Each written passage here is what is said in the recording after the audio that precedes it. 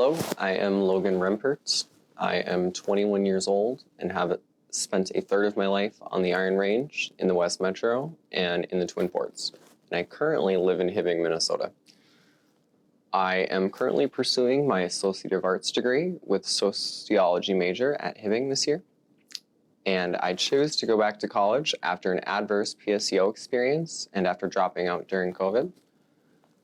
I recently found that LeadMN was a great way to shed light on my experiences, and I met students who actually went through the same things that I did.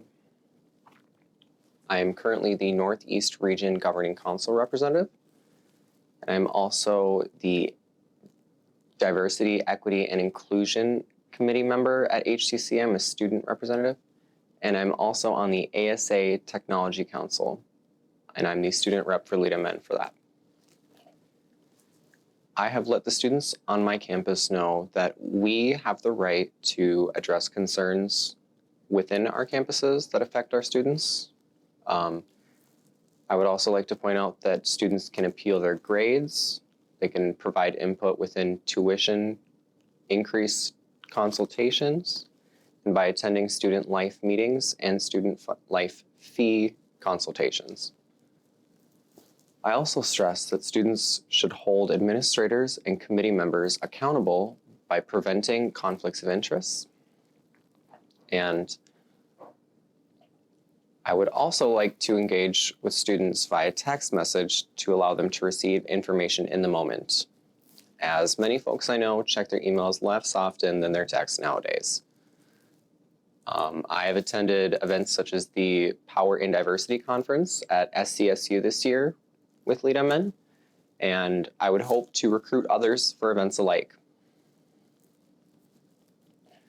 My top priority would have to be housing insecurity.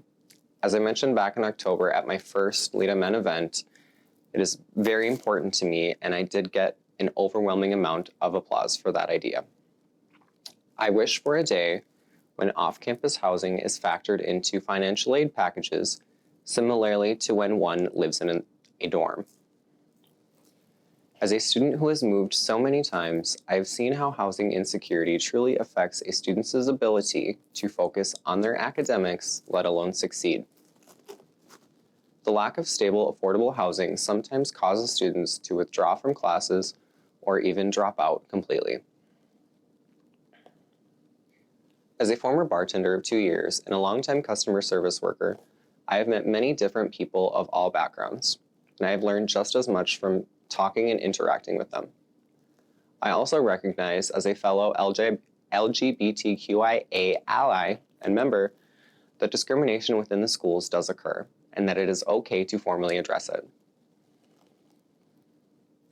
In conclusion, I understand that students have a lot more going on in their lives than just school, and it takes a lot of energy to juggle a full or part-time job, school, raising children, one's own health, and hobbies.